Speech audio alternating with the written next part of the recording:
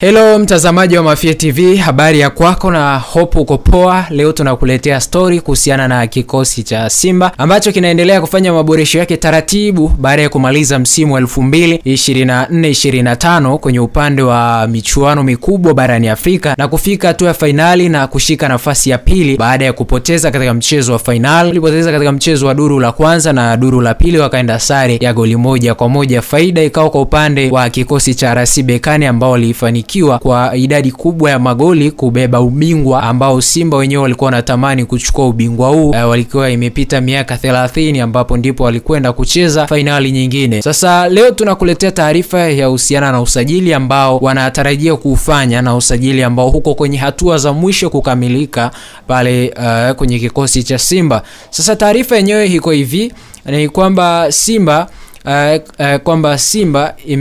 kwamba klabu ya Simba imeulizia upatikanaji wa kiungo raia wa Mali Lassine Kouma mwenye umri wa miaka 21 anayechezea Stade Malien kwa sasa, ambapo bado Simba wanaendelea na maboresho katika eneo lao la kiungo cha ukabaji na ushambuliaji kuelekea msimu ujao 2025-26 ili Simba waweze kukamilisha baadhi ya maeneo ambayo walikuwa na mapungufu kwa msimu wa 2024-25, wakiamini msimu wa 2025-26 ni msimu ambao wanapaswa kufika hatua ya nusu final kwenye michuano mikubwa barani Afrika ya kombe la CAF Champions League. Lakini kama wataenda shirikisho, maana yake basi wao wafike hatua finali ambayo walifika kwa msimu uliomalizika 2024-25.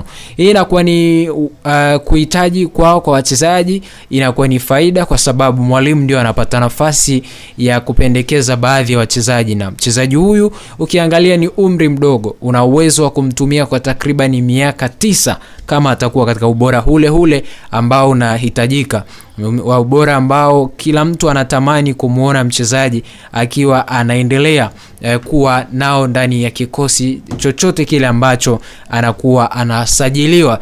Na sasa hivi ukiangalia Simba, baadhi ya wachezaji wengi ambao wamekuwa kiwahitaji ni wachezaji ambao wana umri mdogo lakini wana talent ambayo inaweza ikawabeba kwa muda mrefu na msimu kadhaa, na hii sio kwa ubaya, lakini naamini kwamba Simba wenyewe wanaangalia mbele zaidi, future ya namna ambavyo kikosi chao kitakuwa baada ya misimu 5, baada ya misimu 10, baada ya misimu 9, ni wapi ambapo watakuwa na hao wachezaji ambao wanawahitaji kwa sasa hivi.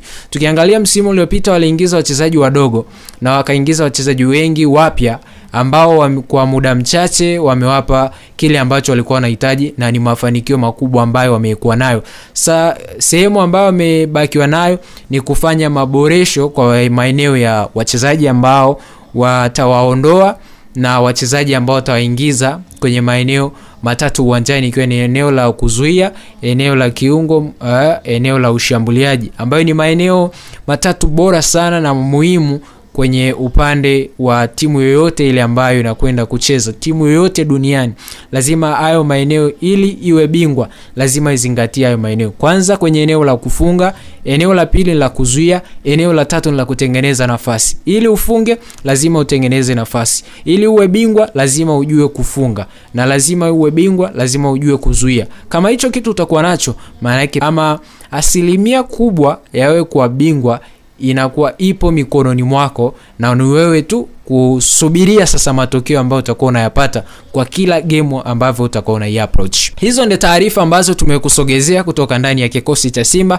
ambao kwa sasa hivi wanafanya maboresho kwa maeneo mbalimbali kwa wachezaji ambao wamekuwa wakiwahitaji. Usisahau kusubscribe, kulike, kucomment, kushare kwa ajili ya kuendelea kupata update mbalimbali ambazo sitakuwa tunakuwekea hapa ndani ya Mafia TV.